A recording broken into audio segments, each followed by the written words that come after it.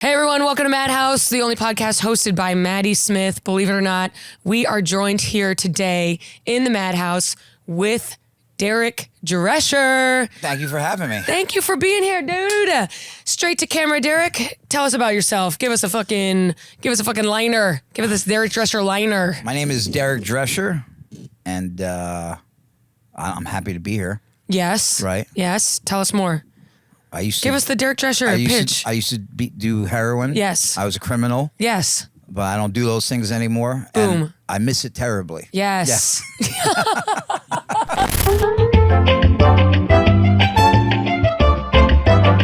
Derek Drescher, everybody. Pull through. That's me. All right. So what's going on? Heroin. You know what? Walking in here, I was like, I would have loved to do heroin in a place like this this. seems so comfortable. Sitting on this couch, sitting on a big lips couch, Into it. just dozing back, letting it all take over. Last night, I had my first drug dream in a while. Okay, so you had a dream you were doing drugs? I had a dream I was doing drugs. I went to a party. Okay. And it was so weird. It was it was all comics there. And I guess it was Luis Gomez's party. Okay. And I was just nodding out. Louis J. Gomez. Louis J. Gomez. Apologies. I was just nodding out in front of everybody. Really? And he was mad. He was like, damn, doggy, you come here. You do heroin in my house. Doggy, seriously, you in come front to of New my Jersey? son. In front of James baby is here? Yeah. And then I was like, no, I'm not high. And I was like, James, let's play trains. Hilarious. It was the weirdest dream I've ever had in my life. Do you have when you have a drug dream in your dream, are you like, fuck, I can't believe I did this after being sober for so many years? Well, sometimes if the dreams can feel very real, like you're really high. Yeah. The one today, I was like, I didn't feel good when I woke up. I was like, fuck. Yeah. Like it felt real for a second. Yes. But there's other times where I'm like, oh, that's like a freebie. I have dreams like that. So I'm 4 months no alcohol. Get the fuck out of here. Bitch. Yeah, dude. Maddy. Fucking, you know what happened? I blacked out one night. I woke up. I was like, this can't happen anymore. You didn't remember anything. Yeah. Damn. Yeah. I was the kind of person who would black out without meaning to. Right. And one drink turns into 8 without me wanting it to. 37. Yeah. And then you wake up on a Wednesday morning and you're like, fuck, I did it again. Did you wake up super late? Yeah, I woke up super late. Right. I threw up all day, vomited like bile until my throat hurt, which was happening all of last year. Where when you start vomiting bile and you start damaging your throat from it, Right. you're like, I have a problem. And could not get out of bed, was late to my own podcast. Guests were sitting here waiting until I like had to smoke weed to like fix the hangover. Yeah. And that morning I was like, we're done here. Really? Yeah. I haven't felt like drinking since? Every so often I'm like, damn, I could go for a frosted beer. Yeah. Or like when I see people drink wine on TV, I'm like, fuck. You glass drink of wine wine? sounds good. I didn't know. I don't even drink wine. I always thought you drank. I don't even drink You're wine. a beer gal. Always beer, Fireball. Uh-huh. Fireball shots, vodka soda, white girls. Also, the wine started to look good too. Yeah. Like wine with food. So even with heroin being like my drug of choice at the end, like earlier when I was starting to get clean, like beer would look good to me. I was never really a big beer person. I was like, I can have one. I know. I'll be like, oh, slam it down. just one. I used to do that to myself because I relapsed so many times before I got it this time. Where I'd buy a 12-pack and I would just put it in my fridge. Yeah, okay. And it would sit there. And I'd be like, see, I don't have a problem with Look at anything. that. Have one. Look at that. You know, the And next then- day have another one. and then boom. the 10. That's how it is when finished it on the third day. Derek drank 10 beers. That's how it is for me when I have the gray area. Yeah. Take a little bit of time off, come back, and it's really only alcohol. I never really got into anything else, so I sound like a pussy compared to you. No, alcohol is a rough one. It feels so good. The thing is that if you drink long enough to where like you withdraw, you could die from alcohol withdrawal. Right. It's one of the only I think alcohol and the Xanaxes or whatever. Yeah, pills and stuff. Yeah. Right. Because Yeah. I used to do a comedy. Benzos. Yes, I used to do. You have a seizure. Right. I used to do a show for people who are in a rehab facility who were detoxing from pills. Get the fuck out of here. Comic Robbie Slowick used to run it. You go up to this facility in Upper East Side. Right. The nurses let you in up on the 6th floor. How Everyone's were those got their own shows? little dorm. Oh, how are the shows? Yeah, they were great. No. Yeah, detoxing? They're awful. Yeah. Okay, so we would go when the patients were on their dinner. So they would always have like a big, and it was always on a Friday. So they have a big spread of Chinese food or Italian food, dinner, nurses in their scrubs, and the patients were sitting in a little room this size, little couch, little chairs, TV, and you do just little jokes for them. No microphone. Really? Piece of paper. They're nodding off. Couple times they'd be like, but then you lose them. You couldn't talk about like drugs, alcohol. Right. You could maybe I lightly talked about like being on Lexapro. Right. But even that, I was like, I sound like a dumbass talking about like antidepressants. So it wasn't a full rehab. They were still detoxing. Yeah. So they were like on Suboxone and shit like that. Yeah. The nurses would be like monitoring their program. The only way I feel like comedy would work in a rehab facility would be if it was like long term. Yeah. And they were done with the detox part already. Yes. This maybe was 6 months into sobriety. That's crazy. He must have been getting paid well for it. No, $100. Really? $100. Yeah, $100.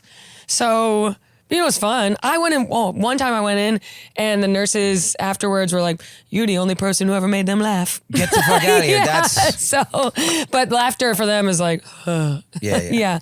They're like nodding off. They're like eating their fucking lo mein. And then in the like 5 feet away, the nurses are having full blown conversations because they don't give a fuck about you. They're like, yeah, look, and the comedy this show. motherfucker about to die. Yeah. So yeah, that was interesting, but it looked like a nice facility. Did you ever do like a detox program? I never did a nice facility. A lot of the detoxes I went to were like dorm style. Yeah. That's kind of what this looked like. And you know what was like wild? Tiny little rooms. Food horrible. We never got no lo mein or anything like that. But I've been to like meetings inside of some nicer detoxes and rehab facilities. Yeah. And it really doesn't matter if it's a nice one or a shitty one. If you're gonna get clean, you're gonna get clean. If you're not, you're not. Yeah, this is a shit process, isn't it? Yeah, it's horrible. So this one time, my brother he was on heroin also. Okay. And where are you from? I'm from Brooklyn. From Brooklyn. Yeah, but I've lived all over the state. And when did you start like using? Did you start with alcohol? Started drinking in high school. 40s. I was like 13. Oh really? Yeah, Old English. Yeah. Hams. Yes. Hurricane. Yes. After school and stuff. What was the other one we would do? Hurricanes. Hurricane. Yeah, it was a type of malt liquor. Oh wow. Yeah, okay. Yeah. You pick them up at the bodega and stuff. Yeah, we pick them up at the bodega. We like tuck our pants into our socks, slide them down our pants. Smoking weed. Yeah. And then one of my buddies he got older. He got a job in a pharmacy and he stole. Really? He stole like like pills come in bottles, right? And then, but the pills that go into those little bottles come from a big bottle of pills. So it was like a thing of Vicodin like that. Like he stole one of those. No way. He stole a Xanax. What? Like, yeah. That's Nurse Jackie shit. Yeah. Okay. He got fired and caught. Yeah, and charged. So then he started to give them to you? Yeah, he was like, I got all this stuff. And we were just fucking eating And that's these when things. you started dancing with the devil. Then I would take Vicodin and Klonopins and I would drink vodka. All at once. And I would black me the fuck out. Like every day? Every day I would do that. In high school? Yeah, I mean, I wasn't even going to school at this point, but I'd be like waking up like in front of my parents' door. Like just passed out. Oh my God. Yeah. That's like euphoria. It was crazy. Yeah. What the hell? The show. And then one time my father, I'm in his car, right? And I'm like basically like almost naked. I'm like in my underwear with one sock on. Okay. And we're driving down the block, and he's like, "There's your pants. Go get them." And he was like, "There's your sneaker. Go get it." Yeah. And it was just, that's the kind of shit that was like happening. That's the kind of shit. And were your parents like, "What the fuck," or were they more just like, because you're 40, so you might have had what, your 80s? You were in high school. 90s. Let me see. My last grade I completed was 8th. Oh, nice. Hell yeah. And then. Little Derek. He doesn't even know what a map looks like. Years later, I don't know how to write a check. I don't know how to do it. So you were in high school, not even going. I didn't even make it to high school. Okay, got it. And running about. Were your parents concerned, or were they just like, what is going on? Okay, got it. But yeah, my mother it hit my mother and my father both very hard. My father had an issue with alcohol. Okay. They weren't like. they weren't white collar people. They were both blue collar people. Yeah. Like my father worked construction and like did some short order cook stuff. Okay. My mom was like a waitress and like worked in like factories and things like that. So they had to hustle really hard to make rent and put food on the table.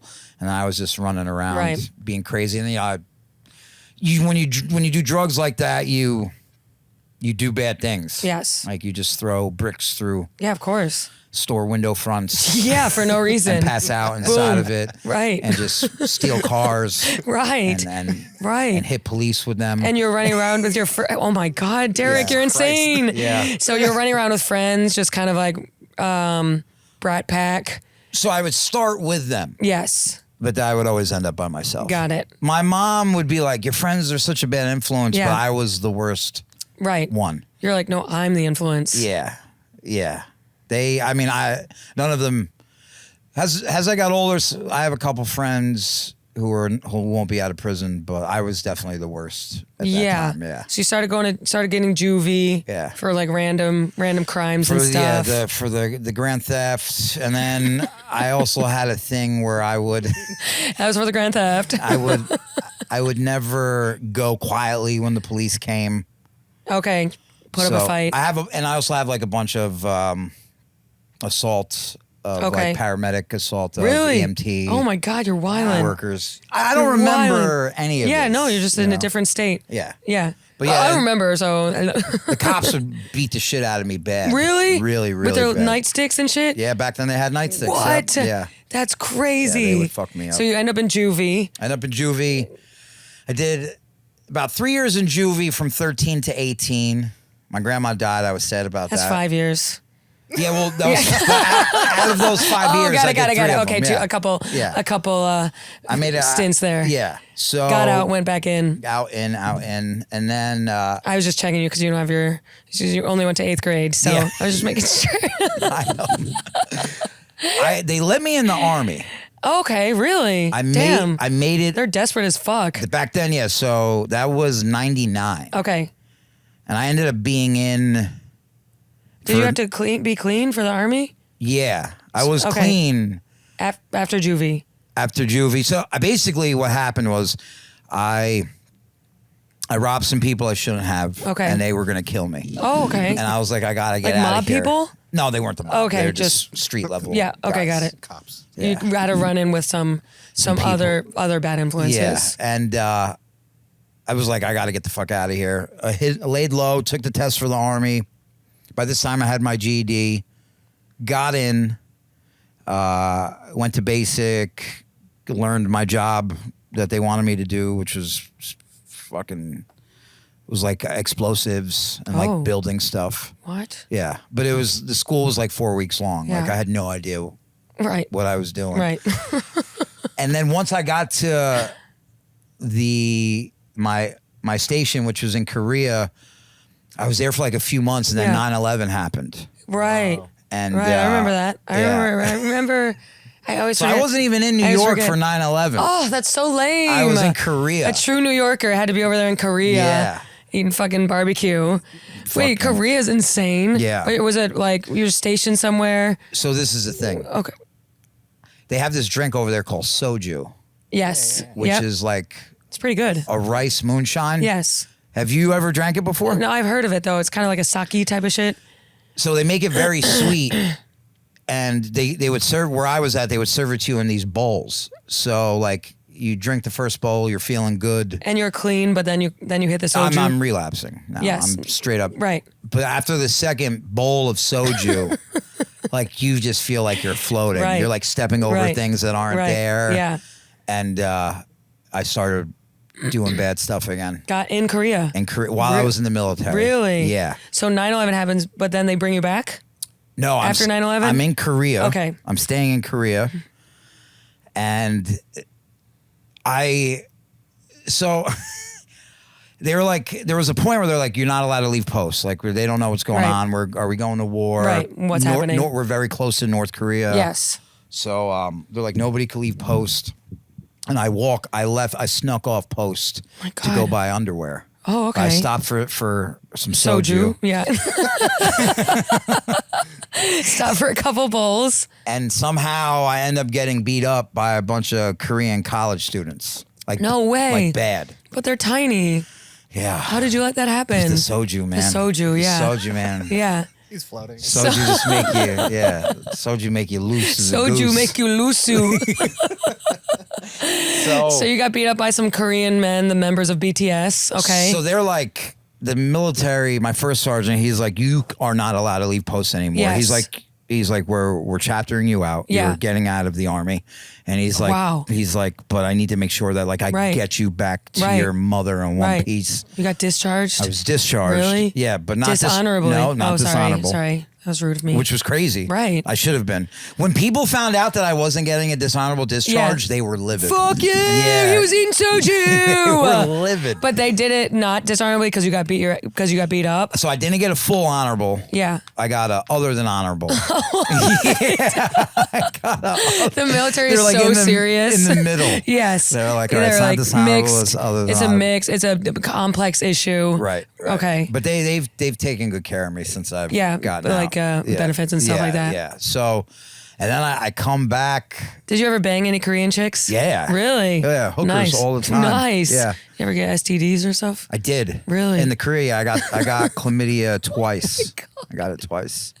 They gave you those meds, stuff like that. The first time I think I got through it without meds. I was just like, oh, my dick is leaking. And it went away. But then the second time. Pour some soju on it. Yeah. It's the good stuff. The second time I needed meds. Yes. It was bad because there'd be this discharge. From your dick? From my dick. Oh, not, and it was dishonorable? Yeah. It was other than honorable. Right. Maddy, yes. Yeah, but my dick would get stuck to the inside of my boxers. Oh, my God. It was gross. And it was with yellow stuff coming out. Nasty discharge. Ew. Yeah. Worth it, though, for that pussy. I was like, for that Korean pussy. One time my dick was burning bad when I was pissing. Ew. And there was a woman in my barracks, and I was like, oh, fuck, I'm a fucker anyway. Yeah. No, I'm joking. If you did, it's all good. It's in the past. You know what's a different wild? Derek. When we get to Korea, they put us on this thing called the Turtle Farm. Because, new military people, we're just slow, we're dumb, we don't know what's going on. We got our stupid buzz cuts. Turtle Farm. They call it the Turtle Farm. Yeah, jumpsuits and we're stuff. just like slow running around in our BDUs. Yeah. And they make us watch all these click shows, right? And they'd be like, these are the rules.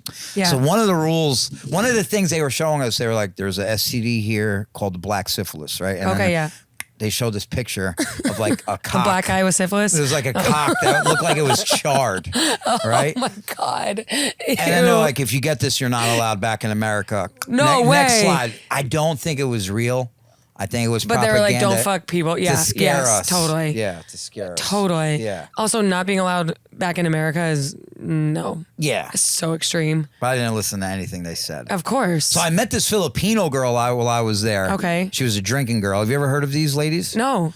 So they'd have bars in Korea. Is it real? Apparently. Fuck. That's black. That's all black people. That's all black people. Specify, sir.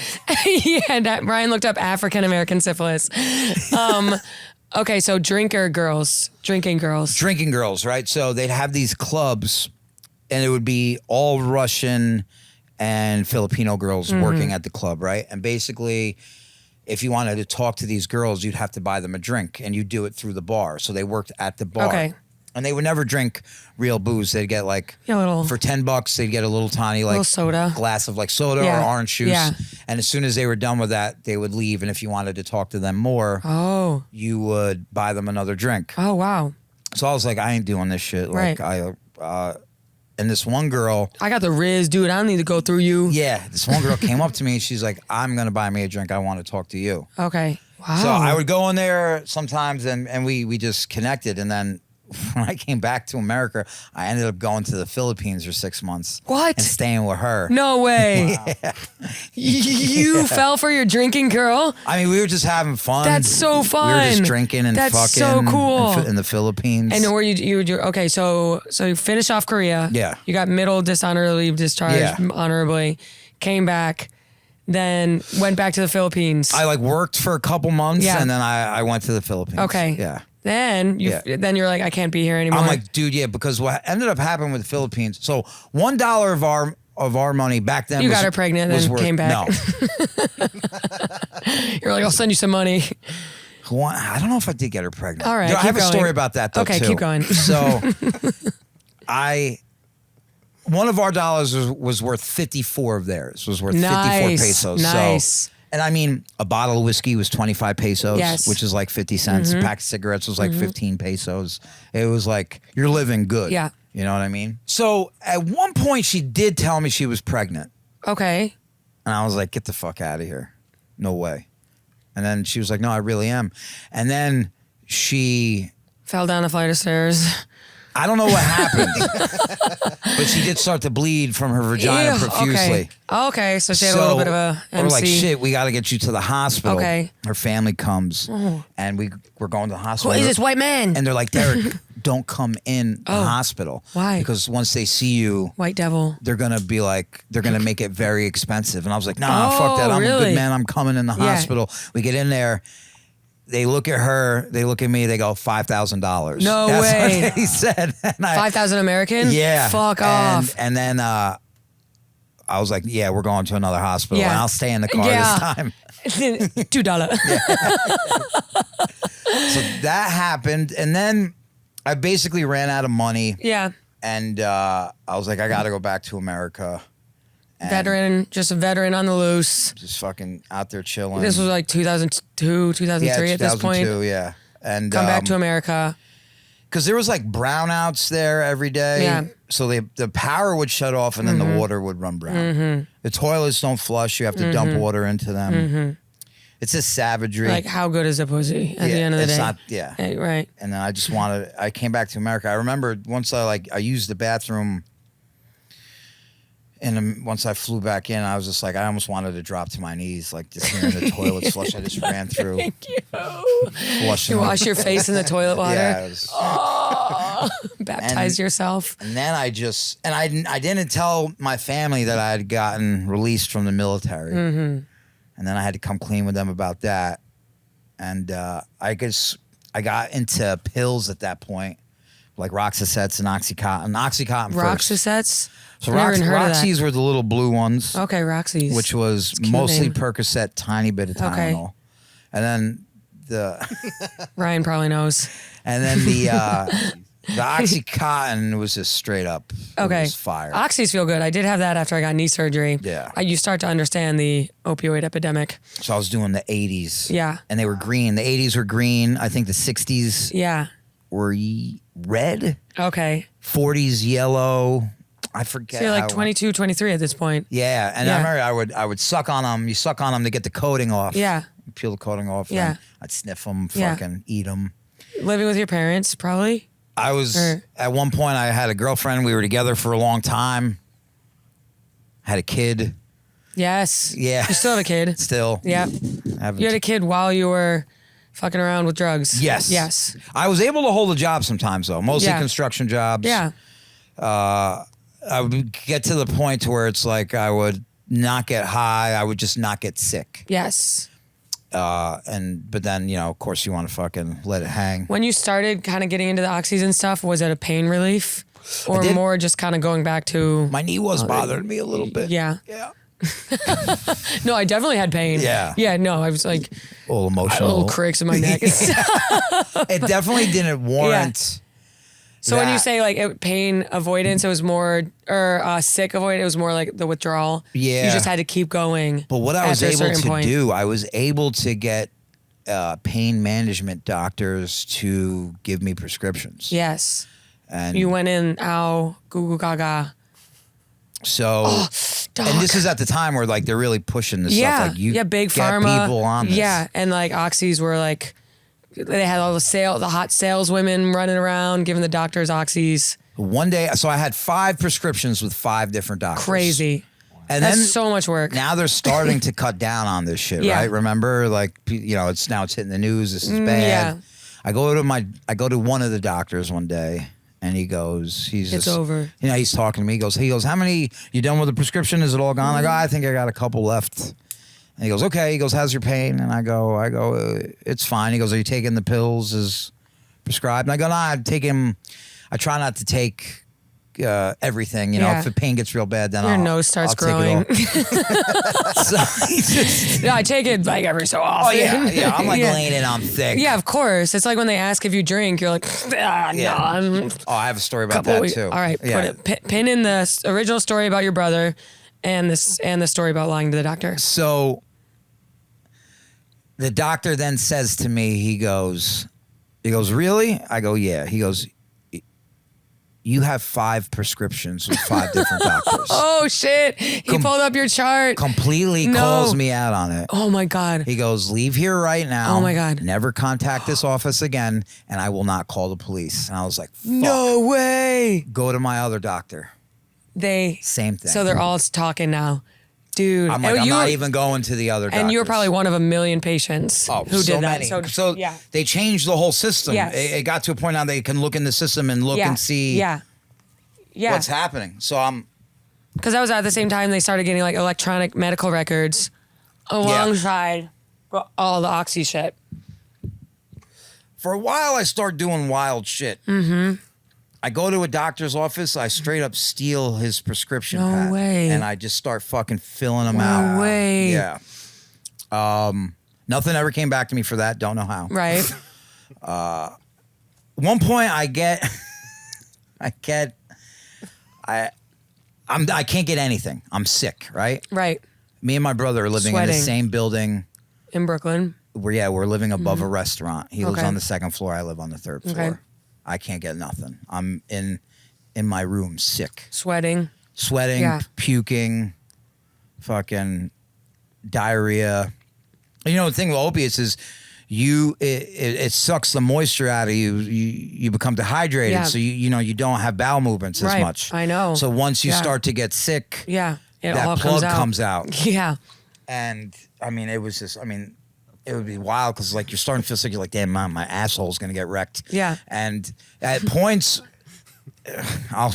you can say anything. I was talking about it in my hemorrhoids last week. No, these things that would come out of me were insane. Really? They would like breach the water of the toilet, like by 2-3 inches, and they'd be like 3 different shades of brown. Ew. Sorry, 50 Shades of Brown. It was 50 horrible. Shades of Brown. 50 Shades of Brown. That's a good name for a one-man show. Yeah, it is. So my brother comes up to my room and he's like, "Hey man, I fucking hate to see you like this." And my brother was getting high at this point. Yeah, too. he's using too, right? And I go, yeah, I fucking can't get any pills. You know, I don't know what to do. You know, fucking had no money, nothing. Yeah. Girlfriend out or in? I mean, she'd let me see my child, which was okay. And that was the time where I'd be like, I need to get straight. Yes, because I can't. I have a kid. Yeah, she's like 1 or 2 or something. And when I say by get straight, I mean by like do enough drugs to where I'm not high, but I'm not sick. Right. Exactly. Yeah. So to clarify. Yeah. My brother goes. He goes, I got something downstairs that can make you not sick. And I'm just like, what is it, heroin? And he didn't say anything. And I was like, oh. I was like, bring it up. And then I did a bag. It made me feel better. What'd you do? You melted it and shit? No, I sniffed it. Or you snorted it? I sniffed it, but within 2 weeks I was shooting hooked. it. Yeah. Oh, 2 weeks. 2 weeks I was shooting it. And then, so first time you sniffed it, what'd you feel? I felt not sick. Yeah. I felt like, this is great. Yeah. How much is this? Right. Way cheaper than pills. Right. Way less hassle than pills. Right. And I started doing heroin. Yeah. And like I said, I was shooting within 2 weeks. Me and my brother were both shooting. And we were just running around, robbing people and for drugs and stuff. For drugs, yeah. We and then, so my brother, heroin affects people a little differently sometimes. Like I would get mood swings. I would get very naughty. My brother would get energetic. Okay. Like he could do things on it. Got it. Every night he'd make dinner. On heroin? On heroin. Really? And every night I'd nod out with my heroin food. Gets a bad rep. It's way more functional than I thought. So he'd be cooking food. It's like Adderall. And then my face would be in the plate. Oh my God. Yeah, right? Yeah. So one night we get high and I come out of the nod. Now, is your apartment pretty much what I would picture? What, a heroin? Yeah. Yeah. Okay. Needles on Mattress the floor. on the floor type of vibe. Nothing on the mattress. Yeah, got it. Yeah, okay. Empty bags, Yeah. empty I would wax assume bags. no art on the wall. Trash. Yeah. Yeah. Yeah. It was a room. Yes. It was just a room. Okay, got it. So It was a room. he makes you... At one point, there was a TV in there, but then I got rid of it to get heroin. You sold Yeah. it for $20. Yeah. Yeah, for real. Yeah. My PlayStation and my TV, I got $25 Oh my for it. God. Okay, so he made you dinner, you said. You said one night. I come out of the nod, and I look at the clock, and I was like, oh, dinner should fucking... Yeah. Where the fuck is the food? Where's the food? I go He down, sold the food. I go downstairs, and his door is open a crack. And I open the door. I'm like, yo, get up. Fucking, I'm hungry. Yeah. And he's on his bed, like on his stomach. And you ever like, you have siblings, right? You ever Yeah. do something that used to really annoy your sibling? Yeah, Like the one always. thing, like flick Yeah. the ear. Yes. So I used to have to do this thing where I'd grab his thigh. Okay. And he was like sensitive. It'd like send like Yeah. a jolt up. Was like, and I did it to him. Yeah. And he didn't move. So I was like, fuck. Dude. Darren. And I turn him over and he's blue. No he's way. Blue like. Oh my God. Behind you, there's a poster. He's like a little less. No blue than way. that. Yeah. Then the font?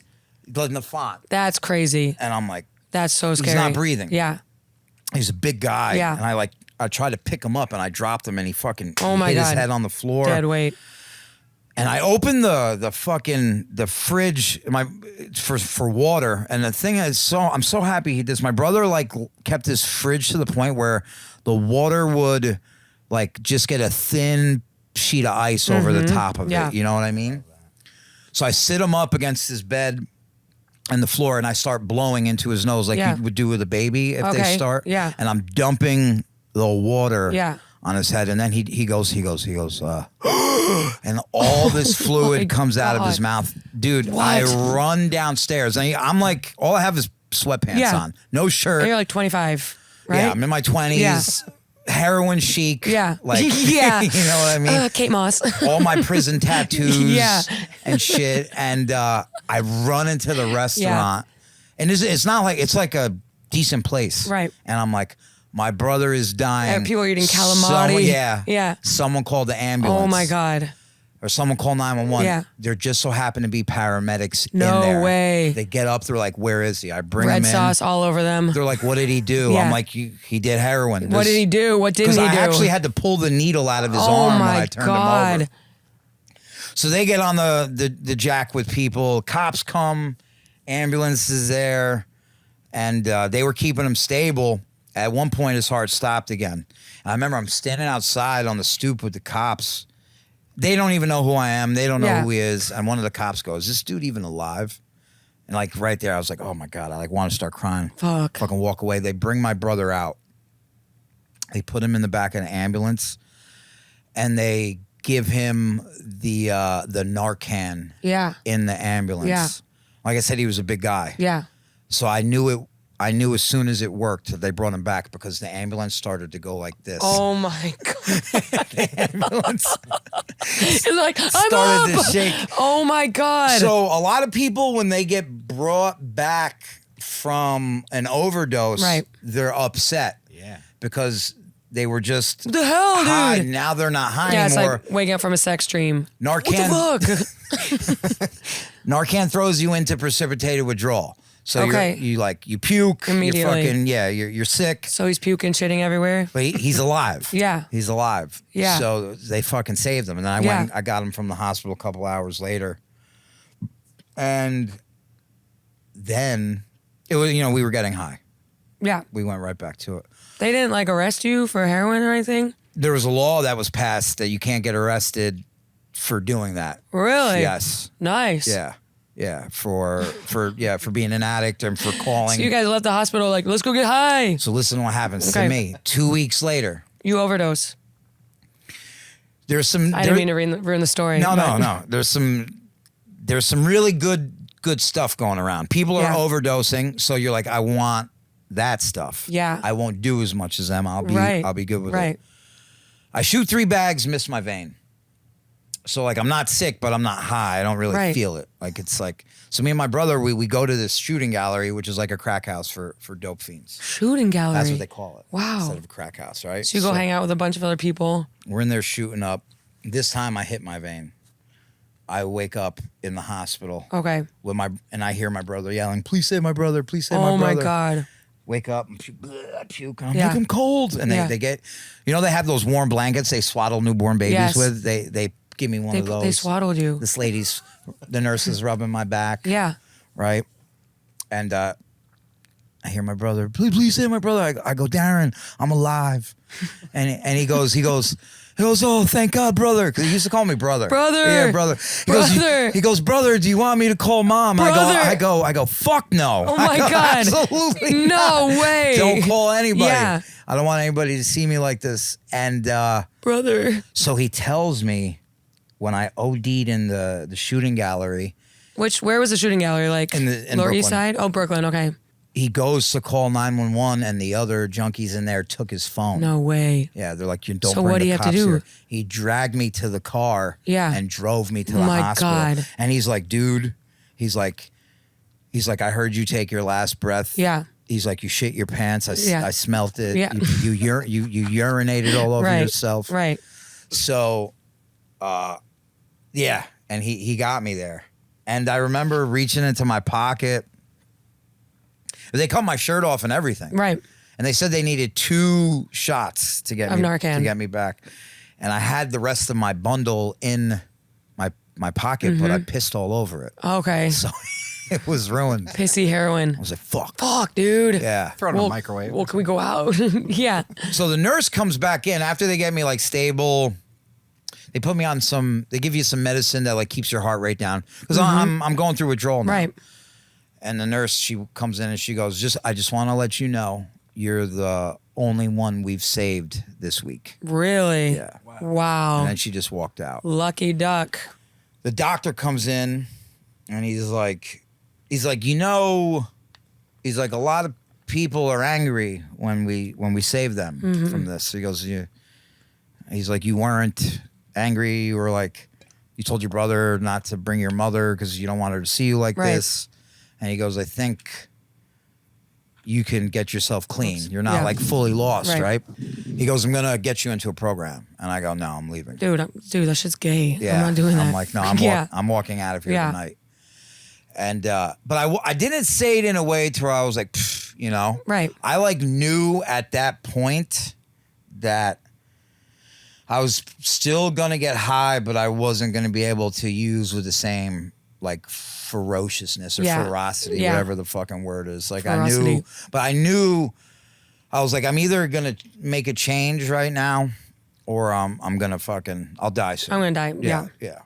One, and that happened right before Christmas and I finally got clean in August. Of what year? 2014. So this August 28th, I'll have 10 years. Okay, so from post Korea to 2014, you're basically in and out of oxys and heroin. Yeah, in jail. And so, how long were you in jail? Altogether, it ended up totaling like 8 years. In jail. Yeah. And when you were in jail, were you using? Sometimes, yeah. Yeah. But it's kind of the last place you want to catch a habit. I wouldn't use dope in jail, but if I could get my hands on Xanax and Klonopins, I would do them. Were you in Rikers? I've been in Rikers before. Yeah. Nice. Yeah. It's the jail for the city. Right. Oh my God. Jail of the people. The thing about Rikers is so shitty that you want to go to prison. Right. Like you want to get out of like there. This sucks. You're ready to cop out. They're like, they're offering me 2 years. I'll take it. Get me the fuck out of here. Yeah. Because there's so much more movement upstate, and then also in Rikers, there's the gangs it's a lot. You got beat up. You have to fight sometimes. Yes. Yeah. And then when you're like dope sick, it's just fucking 100 guys laying on the floor, people walking over you, you're puking shit, and it's Did the COs beat you up? COs would slap you around. Really? Yeah. And first time you went to jail, was it drug possession or doing fucked up shit while you were on drugs? You know what? I never got hit with too many possessions, ever, because I would use my drugs. Right. Yeah, I wish I had some. As I got them, it was always for crimes. Yeah. Yeah, a lot of all petty stuff. Yeah. Yeah. Wow. And so 2014, clean, and then you're In New York. What was the impetus for getting clean? So Yeah, what was the last straw? So I would between December and August, I'd get like a month relapse. The big OD was right before Christmas. Right before Christmas. And then also another thing. Until August, you were kind of. Those people took my shoes when I OD'd, and when my brother dragged me out of there, I was like dead weight, so it skinned my toes to the knuckle. It was disgusting. So then I'm like. Like, you know, I don't want anybody to know about it. I'm like still working construction. This is hard. This is horrible. You went back to your job. Went back to my job. The people at your job know? They knew something was up with right. me. Yeah, but they didn't know for sure. Okay, so. And the big thing that happened with them is I ended up using my company card to buy gift cards, and then I would take the gift cards to the pawn shop, and they'd give me half of what they were worth. Oh my God. Yeah. And I got Taco Bell, $20. Yeah, I did it like 30, not 30, about $3,000. Wow. And the guy, my boss, the owner of the company, I worked really hard for him, but he was also very good to me. It's like, I can't believe you did this. Yeah. I still owe him that money. I should pay him because I have it now. Right. One thing at a time.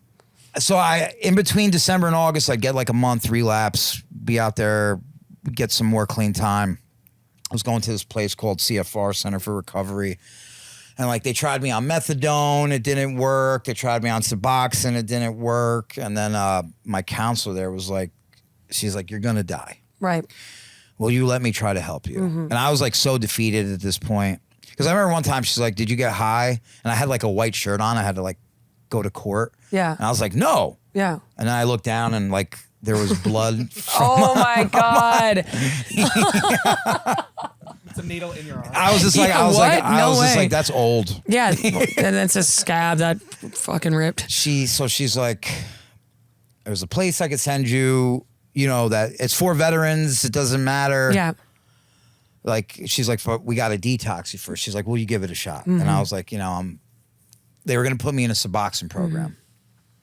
And I was like, fuck it, I'll do it, right? So the detox in the Suboxone program was on, what the fucking expressway in Queens? It was in Queens. I forget what expressway it was off of. No. Grand Central? No. I'll remember. So I go there. You stay there? I'm supposed to. Okay. I go there. They're like, all right, we got to drug test you. Yeah. I piss. And I was positive for morphine, which is what heroin turns into once it hits your bloodstream. Morphine, cocaine, and I forget what else. Some kind of pills. And they're like, the guy's just like, dude, where's your Suboxone? Right. And I was like, I sold it. Oh my God. And he started laughing. That's exactly what he started doing. I go, what? I'm supposed to be honest, ain't I? He goes, yeah, but you needed to be on Suboxone for us to put you in the Suboxone program. Right. He's like, now we can't. Right. He's like, now we have to detox you fully, and you're not going to go on Suboxone. Okay. And he's like, and I can't do that for you here. So he's like, I'm sending you to St. John's Behavioral Health Riverside in Yonkers. Okay.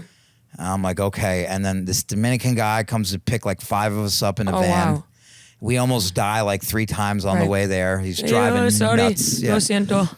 And but the whole time he's like, I used to use too. Do you know? I clean now. Jesus Christ. And I'm like, yo, you're going to fucking. Yeah.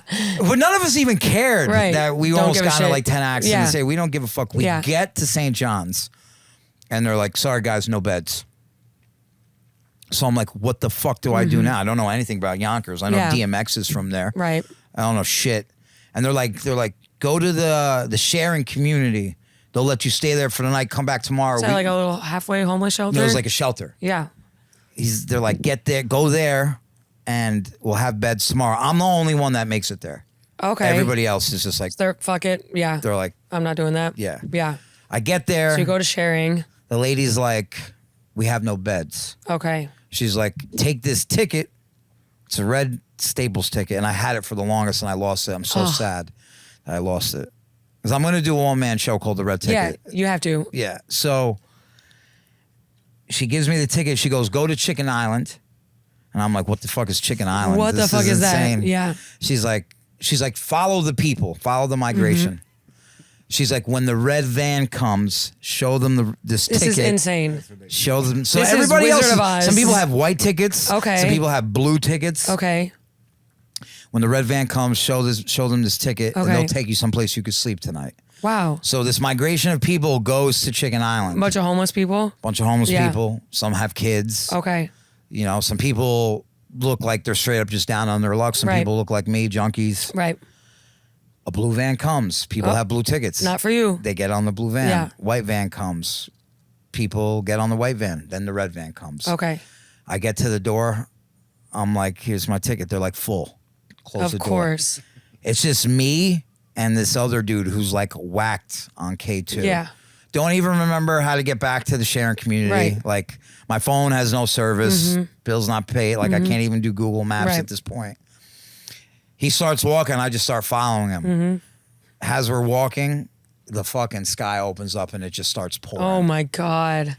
He grabs a piece of cardboard from the garbage. I grab a piece of cardboard from the garbage. We walk back to the sharing community. I see the lady. She's like, "Oh, you didn't get on the van." And I'm like, "No, they were full." And she's like, she gives me a blanket. She's like, "You could sleep on the floor." Okay. And I'm kicking, so I'm not sleeping. Right. I'm doing like what they call sheet karate. Right. Because when I would start to withdraw, my arms and legs would move involuntarily. Okay. So I'm just like, Yeah. And then I would fall asleep for 10 minutes and I would dream that I was getting heroin in those 10 minutes. Right. 7 a.m. comes. I tell her where I need to go. She's like, "You're going to get on this bus. Here's a card. It's going to, and then it'll take you to St. John's." I get back to St. John's. They have beds. Okay. I get in. They give me methadone for 3 days, 15, 10, 5. And then they put me on a bunch of other tranquilizers. I ended up staying there for 10 days. I don't remember much of it, but I know this every day. I had like diarrhea stains on my scrubs. Okay. Because I was... Happens. Yeah. Yeah. I was just farting and like liquid shit would fly out. Yeah. Of my ass. Clear everything out. Yep. And then I go from there back to Queens, and then Queens sends me to the Veterans Program in Manhattan. Okay. On 43rd and 8th.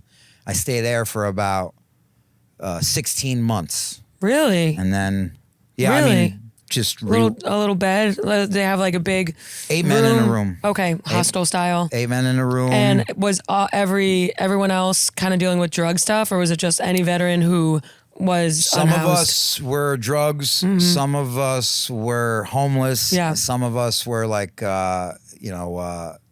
had issues with incarceration. Okay. Yeah. So I had all three. Right. Yeah. I was good to Triple go. threat. Yeah, triple threat. Okay. I was a 3-tool player. And so the program there was like helping veterans get back on their feet after some shit. They have no homes. Right. Where's your brother at this time?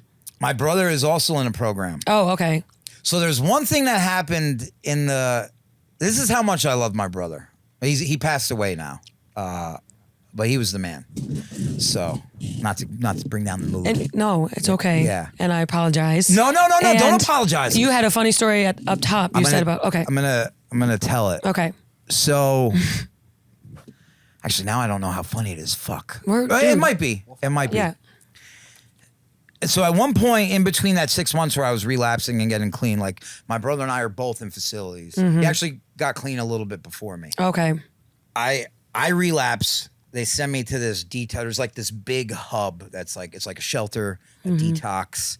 There was like an old like tuberculosis clinic there. wow. It was like this big like recovery hub. There was a full-time 30-day rehab.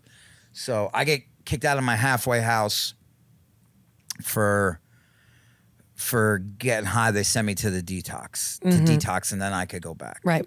So this girl I used to get high with is working at the detox. She became like a KSAC. Oh, wow. So there's this bubble, like a glass room where all the nurses and everybody could see us. And it's like dead in the middle of the dorm, right?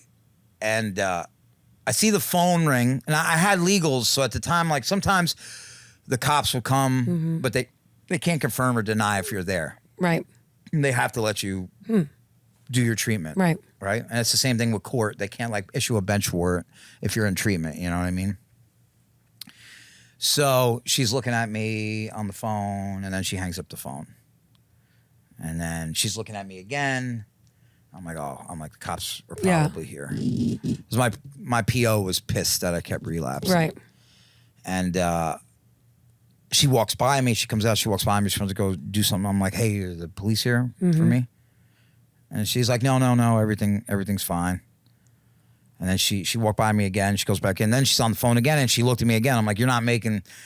Something's going on. Yeah. I tap on the glass. She comes out. I'm like, what the fuck is going on? And she's like, I shouldn't tell you this, but she's like, your brother is outside, and he can't stay here because you're here. And I'm like, oh, he relapsed, and she goes, no. He beat the shit out of somebody at his halfway house. Oh, no. So we were just going to have him stay at night so we could get him in another program. Right. And she goes, but they won't let him stay. Because you enable each other? I don't know what the rule is. Was he a veteran too or no? No. He didn't go, okay. This wasn't, but that particular detox wasn't a veteran program. So I go, he didn't relapse? And she goes, no. I go, I'm leaving. And she's like, no, why are you going to leave? I go, because to be honest with you, I don't know if I'm going to like stay clean. Right. But if he didn't relapse and he just beat somebody up and he's here right now, I was like, I'm out of here. And I fucking I walked out. They took him in. And like within 5-10 minutes of me leaving, my mother and my PO both called me.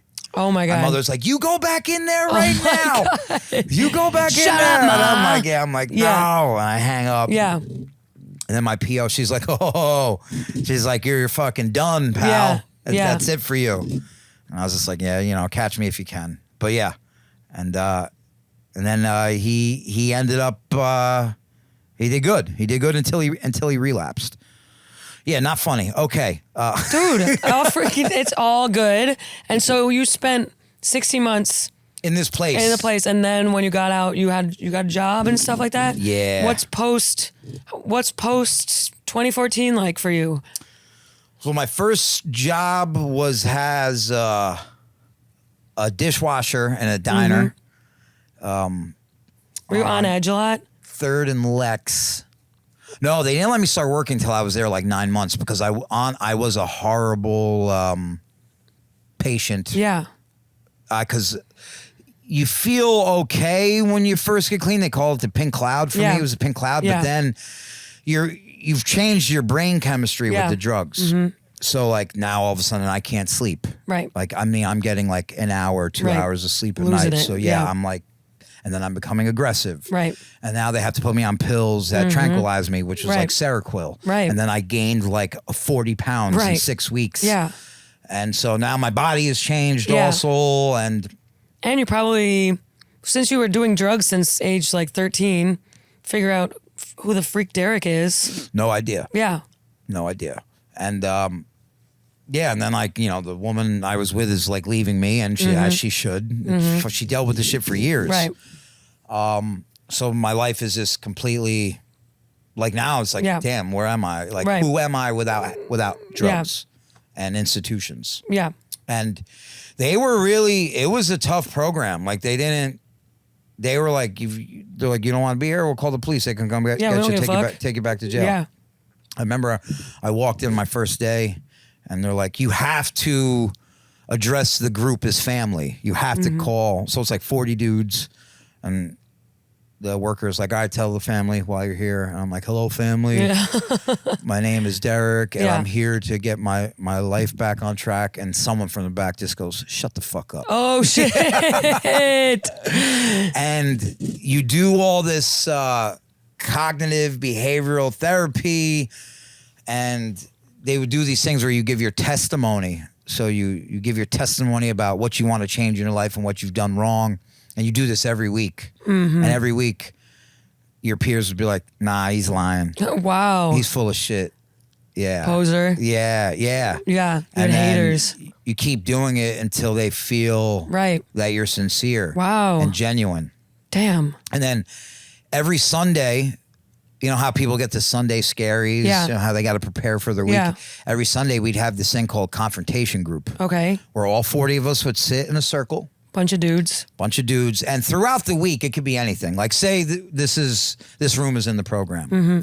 And you and I are sitting here drinking waters and we're not supposed to have food and beverage in this room. Someone would go, Maddy or Derek, or bring both of us to confrontation group. We're drinking beverages in the madhouse room when we're not supposed to. Yeah. I believe that they don't take their recovery seriously and they belong back in jail. Oh, wow. So you'd hear everything what people said about you. So yeah, we had a box. A little comment box. And then the worker would open them up, and sometimes he'd pull them out. They'd be like this, right? And like if somebody brought you to confrontation group and you did not also drop a slip on them, you could not say a word. Oh. And they called it holding your belly. Like you could not. You couldn't say shit. So they could be like, that's why your family doesn't love you. Oh, my God. That's why you can't see your kid. What That's the why hell? you'll never be nothing. Yeah. Did you cry? I didn't cry, but that shit hurt. Yeah. That shit hurt like a motherfucker. Yeah. They really taught me about life on life's terms there. That people are going to say things to you. Things are going to happen that are not in the cards or not what you want. Yeah. And what the fuck are you going to do? Yeah. You're going to get high? Right. You're going to cry like a bitch? You're going to go back to that bottle? Right. Or you're gonna fucking stand the fuck up and own it. And own it. Yeah, Yeah, I did that shit. Yeah. Yeah. So that it really prepared me. That's crazy. But by the time I was done there, me and the staff did not get along. Okay, you're like, because I learned their program in and out, and I would start to poke holes in it or use it against them. Okay, got it. Yeah. So they were like, "Yeah, it's time for you to leave." Get him out. He's too smart. Yeah. He's too smart. He's too good. Then you left, and now 10 years since you started comedy. Podcasting. Yep. You are a personal trainer. Yeah. Is that right? At a gym that only hires you if you've been to jail. Yes. So all the trainers have been to jail, and all our clients are white women and gay dudes. Yeah. So that's Con Body. Con Body. Yeah. Is that a chain or is there just one location? We used to have 3. It wasn't a chain though, but now we just have the one. And they also have a dispensary now, which I saw. Underneath. What's it called? Con Bud. Con Bud. Cutest thing I've ever seen in my life. Yep. And there's also shows at Con Body. And when did you start comedy? I started comedy about 7 years ago. Okay, yeah, kind of same time as me. So, for real? Yeah. Jesus Christ. 2016. Holy 8 shit. years, I guess, yeah. You're the bomb. I'm a loser. Thanks. So, $500,000 Maddy. That's what I'm saying. Bunch of weirdos in South Africa. When I first started comedy, I tried. That's minor. My people are from like Nigeria. Yeah, they're like, much love from Zimbabwe. I remember somebody was like, "Hey man, ticket sales are low. Do you think you could get some of your followers out here?" I'm like, no one's flying from Nigeria, dude. Yeah, I'll post in a story, but if you do the show in Nigeria, we're good. We're good. Nigeria, Zimbabwe, Ghana, Bangladesh. Please come to Sri Lanka. Yeah. So I tried being like, what do they call that? Like somebody who like watches stuff, that kind of comedian. What do you mean? Like observational? Yeah. Yes, okay. What's the deal with water? Seinfeld type stuff. And it just wasn't working at all. Not saying that what I do works now either. But you weren't talking about your personal life, which is like And then I saw a video of Mike D. Yes. Mike Di Stefano. Yeah. And who's the backdrop at the stand? Yep, he's a silhouette died of at the an stand. overdose. And I was like, this motherfucker. Yeah. If he could talk about this shit. Yes. And make it funny. Yeah. Then maybe I can. Agreed. And that's when I started to do it. And it was still tough at first. I used to threaten the crowd a lot. Threaten to, if I was bombing hard and getting no reaction, I'd be like, maybe if I throw the mic stand, that'll let me know you're alive. Little anger. Yeah. But yeah, I'm figuring it out still. Sometimes it goes well, sometimes it doesn't. Yeah, but comedy is definitely a more low-key craft than everything you've been through. Oh, for sure. So yeah. I'm at the point now too, like if something doesn't go well, it doesn't affect me at all. It used to affect me. I'm the same way too. Like I used to take it so personally. I used to feel it in my blood when the audience didn't react how I wanted to. Yeah. It's like, get mad. Fuck you. I guess I'll just go fuck myself then. And now I'm like, could not care less. Yeah, no, I don't care. I don't care at all. Yeah. it doesn't go well, it doesn't go well. Yeah. And that's just comedy. That's you're upstairs and the place goes well, you go downstairs, it doesn't go well. Same jokes. Yeah. 5 minutes later. Yeah. We all need to take ourselves less seriously because we're clowns. Yeah. But everyone's so serious. Yeah, I don't. Yeah. I feel like if I take it less serious, maybe it'll go better. I agree. That's how I feel. Yeah, that's how I feel too. Yeah. You make clips on social media and the you've been sketches, acting too lately. Yeah. Yeah. Hopefully a manager sees me and gets me in a movie.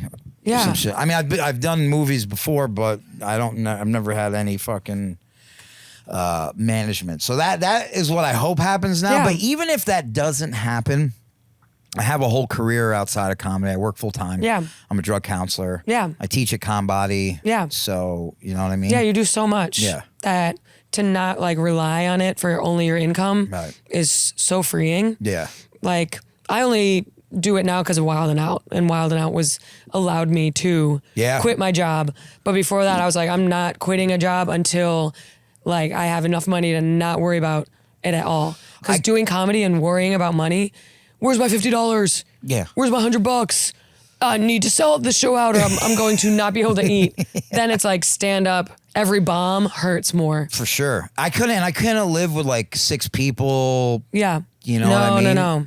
Like I'd end up choking somebody to death. No way, dude. You already did the shooting galleries. Yeah. You can't do that. I did the sales. Yes. Yeah. Now in drug counseling, do you see yourself in anyone For sure. that you work with? You're like, are you just like that driver I was addicted to?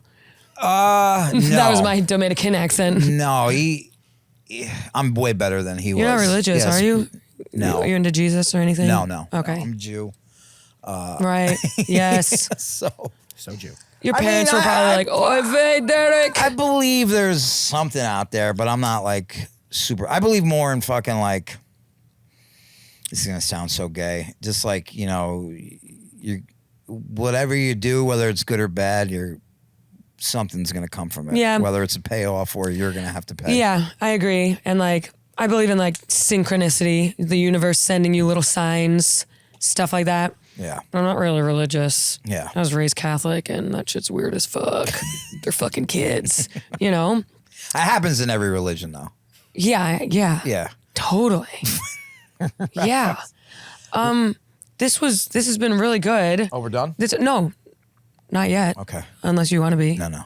How, life is pretty good now, 10 years out. Yeah. I mean, even today I was like sitting fucking in the apartment and like I'm just by myself doing some stuff on my computer and the place is clean. I have money in the bank, food in the fridge. My cat is just lamped out on the window, sunning. Yeah. I was like, damn, I'm happy. Yeah, life is good. Yeah. Life is good. Waking up in the morning, healthy, no ODs. Yeah. Do you see your parents still?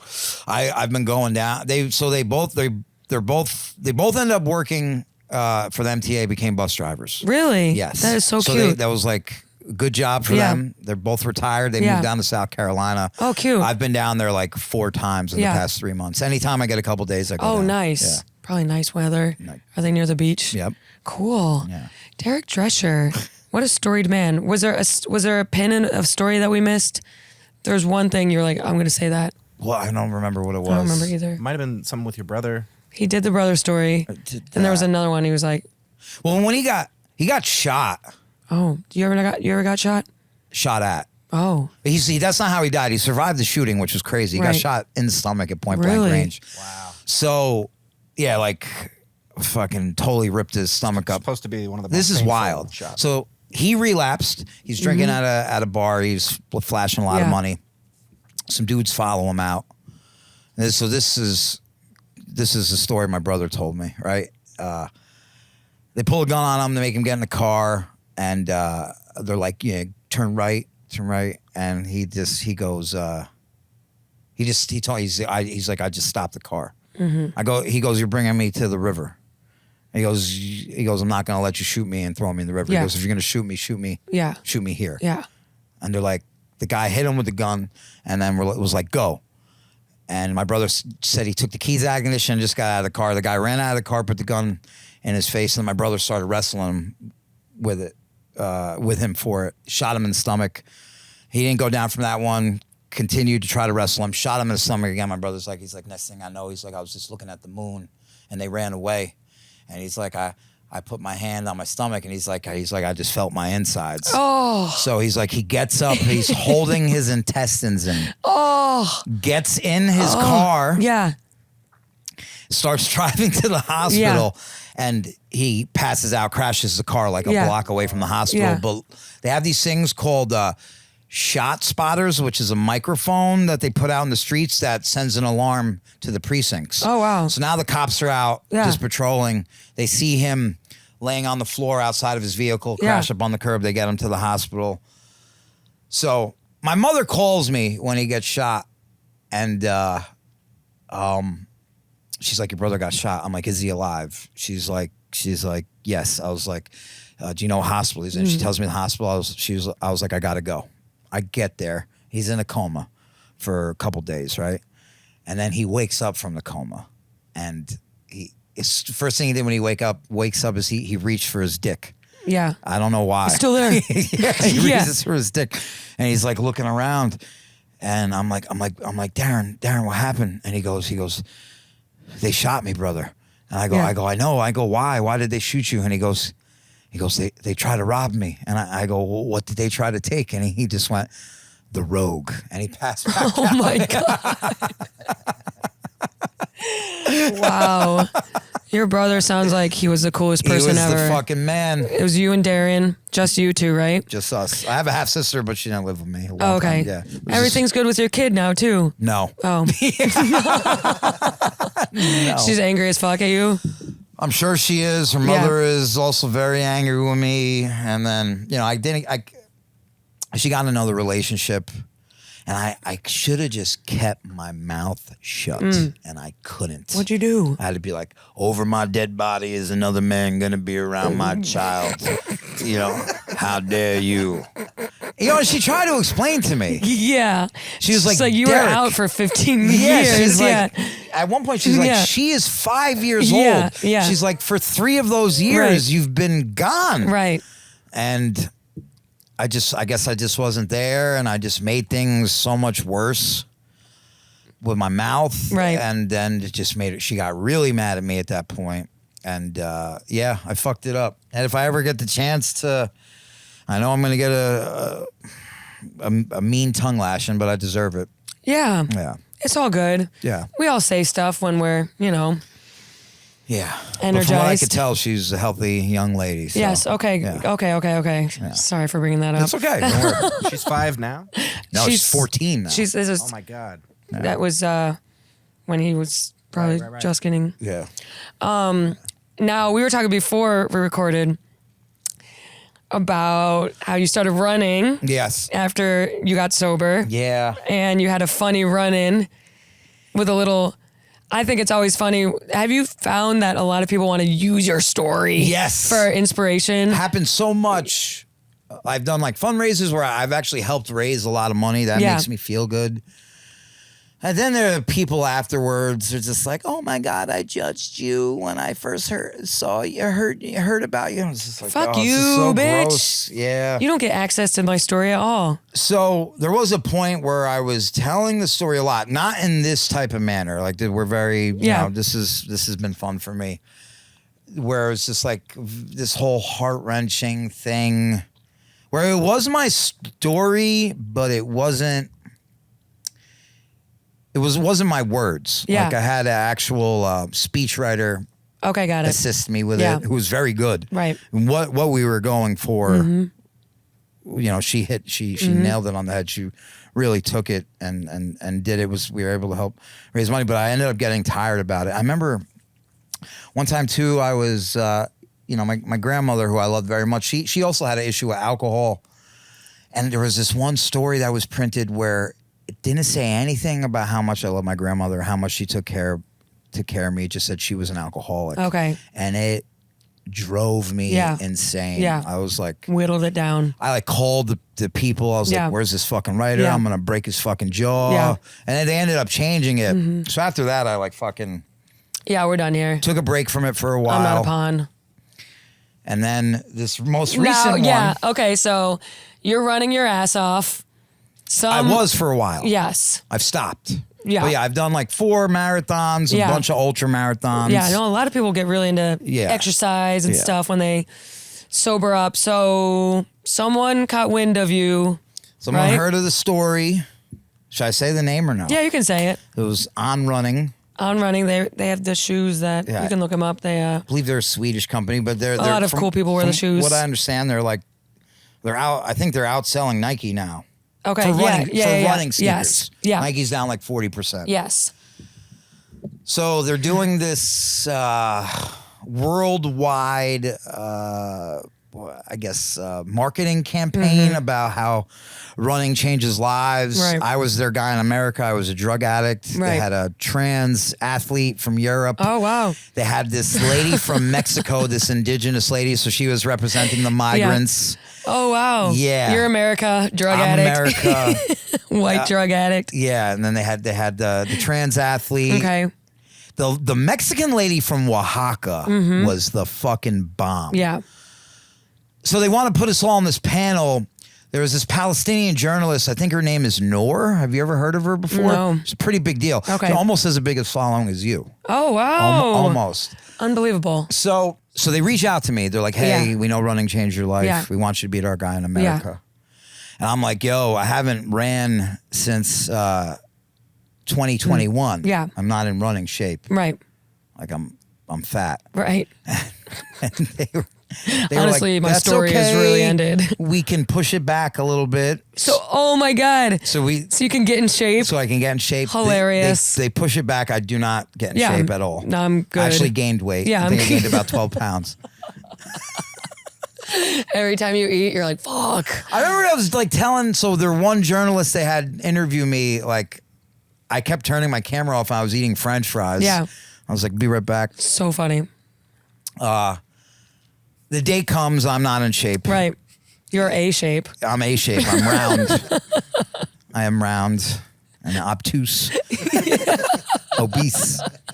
The sneakers are flattening under your weight. At first, they wanted me to do the streetwear stuff, so it was cool. I'm like by the subway, like, my jean jacket, my Yankee hat, fucking. Hey, I'm a New Yorker. I'm clean. I'm clean. I help people. That whole vibe, right? And then they're like, all right, let's go to the park. We'll do the athletic shots now. You got to pull out the calves. So like I'm like making pretend I'm running. Right. I'm not really running. And I even can't that, run. you're heaving. Yeah. Yeah. At one point, they're like, all right, do a shot like this. I go to do it, and it just sounds like a gun went off. Like, I just hear this huge pop. And so bad. One of the ladies who was there with us, she goes, what was that? And I go, I think it was my foot. Oh, and my God. She went, ugh. Oh, my God. Yeah, so I'm like, yeah, something's wrong. Yeah. I could feel it. Yeah. Like, you know, the fucking like a rubber band snapped or something. God. And I fucking finished the shoot. Yeah. I finished it. They were like, can you just do a couple more poses? Like a G. Insane. Next day, it bruises up. Yeah. So yeah, they're like the ligament completely oh my snapped, God. completely tore. Yeah. And I'm like, man, fuck these shoes. Fuck these shoes, yeah. I was in a boot for a couple months, but we were just looking at it today. Yeah, so Derek only just read this inspiring article. And by the way, they put your photo up at the stores. Yes. So yeah, they have this fat guy on their walls with a torn fucking ligament in his foot. So yeah, and that picture right there, my ligament has actually already been torn. And I'm like, you're like, I'm fucked. Running changed my life. Got me off of heroin. So I started to read this article. You can pull up the article too, Ryan. What's the title of the article? Transforming Lives on the Streets of New York. Yes. And they make Derek look like, yo. Oh my God. I can't. This is crazy. So I started to read the first sentence. He didn't even read it till today. And when did it come out? This is over a year ago. Okay, so 2023, over a year ago. Yeah. First sentence. There were a lot of times I didn't want to live any longer, Derek Drescher says, frankly. And then it says, I hoped I wouldn't after ever Derek wake up Drescher again. was pronounced dead, something within him decided to live. You can't get any gayer, folks. I mean, I should be I should be like the fucking, what do they call that? The parade master at the fucking Pride Parade. Yeah. I should be out there. Yeah, you should be out there like rooting and tooting with fucking nipple tassels on. Yeah. Now, let's... I never read this article. Let's go down to some more photos. The photos are the... Oh, there he is. Yep. Bank. Boom. See that right roll before. of fat at the bottom of the shirt right there yeah. where the shorts... Yeah, look at that. Well, shorts were cutting off the circulation to my legs. I couldn't feel the top half of my body. The fact that you hadn't ran since 2021 for this article is so funny to me. Insane. Yellow journalism, propaganda. Yep. Mustard stain on the shirt. Yeah, dude, he's Fake. fake. Socks are cutting off your circulation. Look at this one. It's total. I'm completely sucking in my gut right there, and I would never in a million years stand on a rock like that. Never. Ever. Never. Just got done with my run. Let's see what's going on in Jersey. Oh, let me look over the river. Yeah. Okay, he's got the bright neon on-running fucking shoes that are going to tear your ligament apart. So now these ones I ain't mad. No, the one on the right I'm not mad about. Yeah, the one on the left is like... I was talking to a homeless guy there. The one on the right is sharp as fuck. Yeah. And the one on the left is like exactly what they would want, like an ex-con. Look at my... Oh, God. It's all limbs. Jesus It's Christ. all limbs. The shorts wouldn't fit around that part of the leg with me sitting like that. I don't know what they thought they were going to sell. I don't understand this picture the at all. hands photo at all. There's nothing I'm wearing. Is this supposed to indicate like, yeah, I'm clean? Yeah, Look, it's like you gripping like, no, don't use. White knuckle it. Don't use. Yeah. Yeah. White knuckle it. It turned into 5Ks. Then So, here he is coming down the stairs. Ligament already torn right here. Ligament torn and he's Already. coming down the stairs. So then you probably got fatter because you had to wear the boot for the next 6 months. Should I say what I did? Absolutely. So I was in the Ozempic? boot for like... You did Ozempic or no? No. Okay, go ahead. I started to take performance enhancing drugs. Oh yeah. I would shoot them in my stomach. Oh wow, Yeah. nice. Yeah. Did you ever think that was like against your sobriety? So What are performance enhancing drugs? it was like a peptide that helped with healing. Okay. But like 30 pounds came off of me like Really? that. And then I was out of the boot so quick. It's very interesting. And I ran a fucking mile like on Yeah. the track like nothing. That's crazy. Like I just felt great. Yeah. Why is this bad? So if you use it in athletics, like, is that the kind of drug that shrinks your testes? No. This is like completely Makes them healthy. bigger. I get confused. So what this no, dude, what I'm this fucking does, racked up. it actually makes you sleep hard. So Oh, your okay. body regenerates while Yeah. you sleep. Yeah. So you sleep fucking But good. these are drugs that are illegal in professional sports. No, they're illegal. So if They I are was caught illegal, using them yeah. in professional sports, Yeah. I'd Got it. they'd say I was Yeah. doping. Yeah. Yeah. Got it. Yeah. But a lot of athletes will do that program. I know. I was real. That was 100% real. Like, what the fuck are you people doing to me? So, and then I have a quick story to tell about the panel. Hilarious. Okay. So yeah, I heal up quick from that stuff, and then I was at the wait for the shoot. Yeah. I should have called them back and been like, I'm ready now. So November comes, which is the marathon, the New York City Marathon, Yes. and they want me to. I've done the New York City Marathon 3 times, and I ran 2 sub-4s. Like I ran it in under Nice. 4 hours Impressive. twice. So, and then the third one I got hurt. Oh, sorry. And I was running my best one up until that point, but my fucking legs just locked What mile? up. Mile 20. Fuck. Yeah, mile 20. And then I hobbled. Yeah. I still finished in under 5 hours. Right. Yeah. But so on the panel, it's me, that lady Noor. Yeah. She's the head panel, Yeah. the host of the panel. Yeah. And it's the trans athlete. It's him. It's the indigenous lady from Oaxaca and me. Yeah. And dude, that lady from Oaxaca Yeah. was the shit. What was she saying? So a lot of like indigenous tribes in like Mexico, they like run. It's like part of the Right. culture. They like Yeah. run in bare feet Literally and shit barefoot, like yeah. that. So, and the way she told her story was great. Her English wasn't wonderful, but I understood everything. People should have understood what she was saying. Right. And she was just making light about how many times she tried to cross the border and got caught. Oh, wow. But she was doing it on foot. Right. Like, dude, she's running like 30 miles to like a pickup point. Right. She's like, they catch me. Yeah. I go back. Yeah. I run again. Oh, you run again. I'm like getting I love this lady. And the crowd is like, she's laughing too. Right. And they were such fucking of course tight ass bitches. Of course. I'm like, you gotta see the fucking the fun in this. The other guy was talking about how during his transition, how hard it was him to work out. He was making light of it. It was also fun as fuck. Everyone's so serious. They were also serious. Yeah. But yeah, that lady from Oaxaca was the fucking bomb. Yeah, that sounds sick as fuck. She's like, I come, they catch, I come back. I come back. Try they again. Catch me again. Yeah. I running 40, 50 miles. Catch me if you can. Yeah. I do a personal record. Yeah. And now on running, I can run more. Yeah. I mean, she was the best. So and it was just wild to me that lady, she like I said, she was a big deal for journalism or whatever. Yeah, it's crazy. Yeah. And do you have advice for young people who are in the turmoils of addiction? Yeah, I do.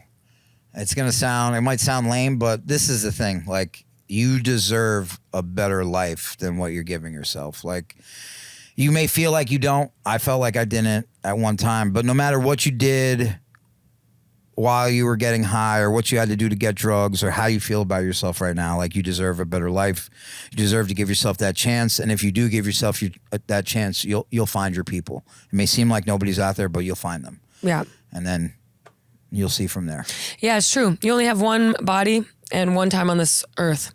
And that's really it. Yep. So the days are very full when you clean up. Right. Don't you feel that way? Like, I have so much to do. So many minutes. And good stuff too. Yeah. Yeah. Yeah. Stuff that makes you feel good about, like, completing it. Yeah, totally. Productivity. Comedy, writing, shows, hanging out with friends, leaving a bar, sober, watching everyone get hammered, and going home being like, damn, I'm pretty cool. And the time I've been spending with my parents, as like, the fact that they're still together, I fucking tip my hat to them. Yeah. How my mother's dealt with my brother's death, tip my hat to her too, because my mother was always so angry and fiery. Right. And she found a new way. My father, he's still a little wild. That's dad's though. My father's like, I choose to believe your brother's still alive. Okay. And we're just not talking. Okay. I'm like, hey, man. Yeah. I hate to break it to you. You're 75. I'm not going to tell you what to do. But, you know, they made a good life for themselves down there. And I've just been enjoying my time with them. Just fucking, you know, having breakfast, lunch, and dinner with them. Yeah. What they have now is so much more than they were able. I always knew my parents felt bad about, like, not giving us more than they had, but they did their best. Right. And you know, my brother got to experience some of that before he passed. Yeah. And how old was he? When he passed, he was 36, I believe. Oh, wow. Yeah. And that was was that after you got clean? It was 3 years ago. Oh, wow. July 22nd. So he was on and off after you. He got clean again after that, but he OD'd from fentanyl. Yeah, wow. Really? Yeah. Fuck that. He was by himself. Really? If he was with someone else, maybe they would have been able to save him, but Wow. Yeah. But he has a son, his nephew, and my nephew. Yeah. And I've been, you know, since he's passed, once a year, I take him down to my parents. He stays for a month. We fly on the plane together. Nice. He's a good kid, smart kid. Yeah, cool. So. All you can do is look forward, not think about the time that was, you know, horrible. Spent on pills. Right. And some of them were fun too, it sounds like. Yeah. It was good before it got bad. Yeah, seriously. We are going to wrap up, but we also do a hotline. Okay. Where people call and say fucked up shit they've done. Fucked Up People Anonymous, FUPA hotline. And we're going to answer. I think it's safe to say we can feel comfortable hearing from them because Derek opened up today. So we're going to pick it up and see what's up. Yeah. Thank you for calling the FUPA hotline. How can we help you? I used to get high and go through my neighborhood and steal license plates and then put put them on random vehicles around my town. That's probably the most fucked up shit I've ever done. Nice. You're wildin', dude. Bye. You're crazy. That's hilarious. That's hilarious. Yeah. Yeah. I wish I just did that. Right. Yeah. Because I'd be like, I've been doing comedy for years. Right. I've been a jokester forever. Right. Forever. That Swapping license plates. And not a bad putting them idea. on different people's. Yeah. It's pretty funny. Oh, so you used to smoke weed though? It sounds like weed. Yeah. Yeah. No. I'm not mad at that at all. Yeah. What? That's hilarious. I might do that tonight. Yeah, why not? I feel like it would be hard to unscrew a license plate, though. Wouldn't it? No. All right, yeah, you pull it off. Thank you for calling. Derek, where can we find you? You can follow me on Instagram at Derek Drescher. Same thing on TikTok, I think, Derek Drescher. Listen to On the Gay podcast if you want to listen also to. part of Gas Digital. Oh, yep. Yep. It's me and Gio Perez, two jailbird junkies turned jokesters. And that's it. Any dates coming up? Any shows coming up? No, my last two headlining gigs got canceled because I can't sell tickets. Okay, no problem. Well, you know what? This is going to turn you around, okay? Catch Derek Drescher. He's at the Stand in New York City a lot. If you guys live in New York, listen to his podcast. You can always catch me on the road, MaddySmithComedy.com. I'm off all of August, sucka my dicka. But in the fall, you can catch me in Lexington, Kentucky, San Antonio. Just go to MaddySmithComedy.com. I can't remember anything right now. Toronto, Atlanta, Buffalo, Thanksgiving weekend. Pull the fuck through. And we'll see you guys next week. Peace.